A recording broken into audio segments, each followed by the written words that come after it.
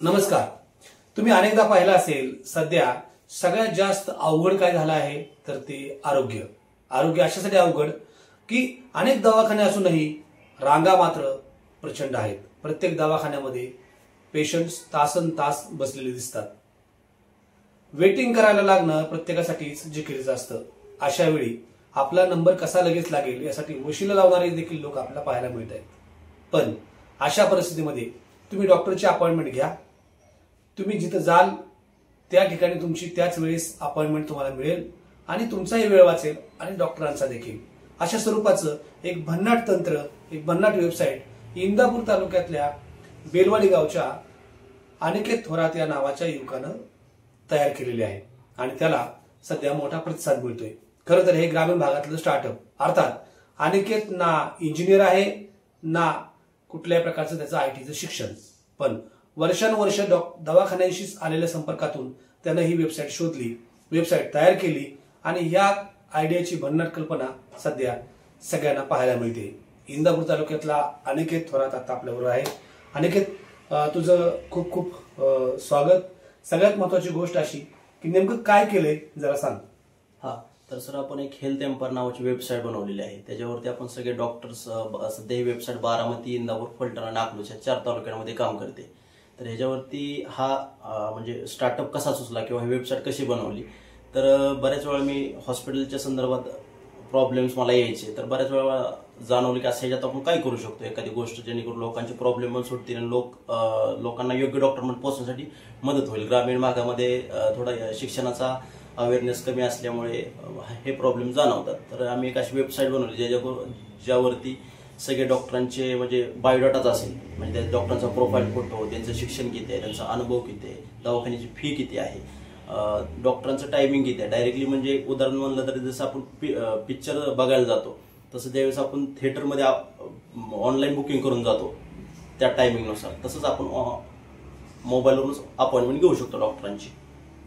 हे कसं सुचलं होतं, म्हणजे नेमकं काय कारण होतं की ते सुचलं ते? तर सर, मला पहिल्यापासून म्हणजे मी हॉस्पिटलच्या त्या क्षेत्रामध्येच काम करत होतो कोणत्या ना कोणत्या कारणाने. तर मला हे 3-4 वर्षापूर्वी आयडिया सुचली होती, पण तशी टीम भेटत नव्हती किंवा तसे मला मित्र भेटले आणि त्यांना मी डिस्कस केलं. तर मी काय माझे ओळखीचे डॉक्टर्स पण हे होते, तर त्यांच्याशी मी बोललो. तर ते म्हणले आहे सध्या गरज आहे लोकांना, आपल्या बारामती सारख्या शहरा ठिकाणी भरपूर आसपासच्या तालुक्याच्या ठिकाणी लोक येतात. तर बऱ्याच वेळा त्यांना वेटिंग करावं लागतं किंवा डॉक्टरांचं शेड्यूल माहीत नसतं किंवा डॉक्टरांना पण आपला टाइम मॅनेज करता येत नाही. आणि बऱ्याच वेळा असं होतं की लोकांना योग्य आजाराच्या डॉक्टरांना पोहोचणं हा खूप मोठा प्रॉब्लेम आहे. तर त्याच्यावरती आता सध्या आम्ही काम करतोय.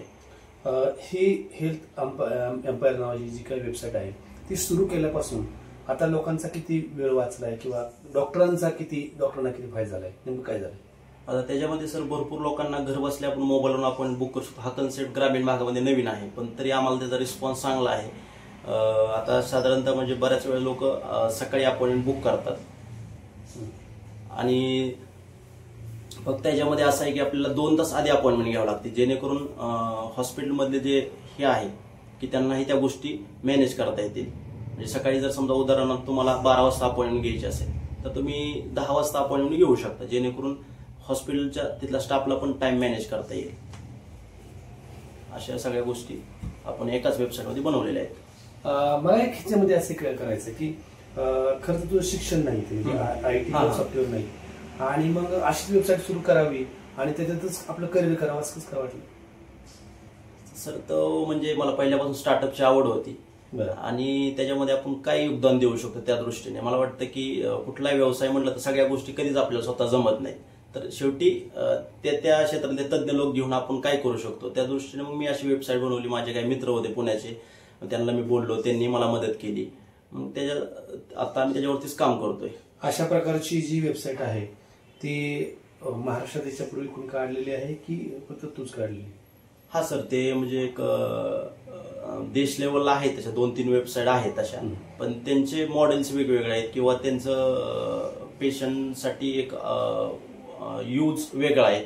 आपण काय केलेलं सर, त्याच्यावरती डॉक्टर शोधणे, त्यांचे अपॉइंटमेंट घेणे, मेडिकलचे स्टोर्स असतील, ॲम्ब्युलन्स आहेत, ब्लड बँक आहेत, इव्हन जे आता सरकार सुद्धा भरपूर आपल्या योजनांना प्रमोट करतायत, तर त्या योजनाही लोकांना माहित नाहीत. मग त्यासाठी आम्ही हे करतोय. त्याचा क्रायटेरिया काय आहे, तर त्याची कागदपत्र काय काय लागतात. इव्हन तुम्हाला अजून एखादा एक्सरे MRI पाहिजे सेंटर. अशा प्रकारची तुझी वेबसाईट पाहून लोकांनी कागदपत्र गोळा केली अशी काय उदाहरण आहे? 2-3 लोक आहेत सध्या म्हणजे आमच्या ह्याच्यामध्ये आलेले की ज्यांनी वेबसाईट पाहिली आणि त्यांना आम्ही आपल्या बारामतीमध्ये पण हे करतात.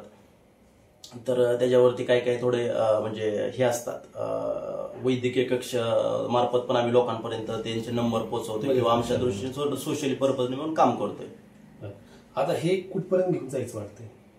आता सध्या तर सर स्टार्टिंग केलेलं आहे मी इथं तालुका लेवलमध्ये, पण भविष्यामध्ये आमचं महाराष्ट्रामध्ये देशामध्ये सुद्धा जर आम्हाला तसे काही लोक अजून मदतीसाठी भेटले, कारण हा विषय असतो सगळ्यात शेवटी व्यवसाय म्हणलं की भांडवल आलं, सगळ्या गोष्टी आल्या, आम्हाला तसे काही अप्रोच पण झालेले आहेत.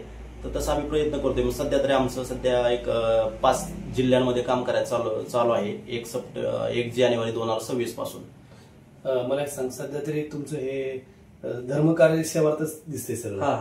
मग हे सगळा खर्च कसा होता तुम्हाला येणारा खर्च किंवा फिरणं किंवा हे करणं? तर आता सर त्याच्यामध्ये काय होतं, मी ऑलरेडी त्या क्षेत्रामध्ये काम करत असल्यामुळे मी माझा स्वतःचा व्यवसाय पण होता.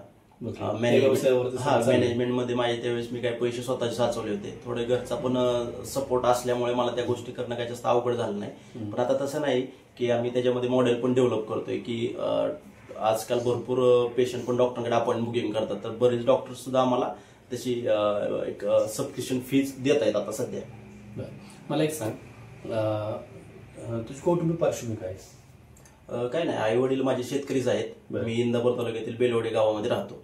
आणि ह्या क्षेत्रामध्ये येण्याचं कारण म्हणजे कसं की मीही असं पारंपरिक विचार न करता थोडं मला 12वी नंतर थोडं शहरा ठिकाणी शिक्षणाला जायची संधी मिळाली आणि त्यानंतर थोडं काही तशा लोकांच्या संपर्कामध्ये आलो. तर असं वाटलं की हे आपलं म्हणजे हे न जगता काहीतरी वेगळं करायचं, प्रवाहाच्या विरोधात जायचं आणि स्वतःचं काहीतरी एक स्वतःचं स्वराज्य उभा करायचं.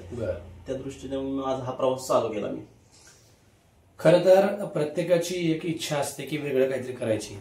करिअर फक्त शैक्षणिक गुणवत्तेतूनच होतं असं नाही.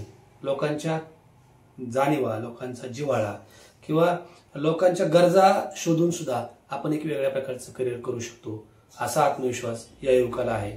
आणि यानं एक वेगळी वाट चौकाळलेली आहे की जी खरं तर नाविन्याचा वेध घेणारी आहे आणि सगळ्यात महत्वाचं म्हणजे लोकांच्या आजच्या गरजांचा ठाव घेणारी. त्यामुळं त्याची ही वेबसाईट या पुढच्या काळामध्ये भरभराटीला जावी आणि त्याचबरोबर लोकांना म्हणजे जे सामान्य लोक आहेत, रुग्ण आहेत, त्यांना, रुग्णाच्या नातेवाईकांना, डॉक्टरांना आणि एकूणच वैद्यकीय सेवेला त्याचा हातभार लागावा अशीच अपेक्षा.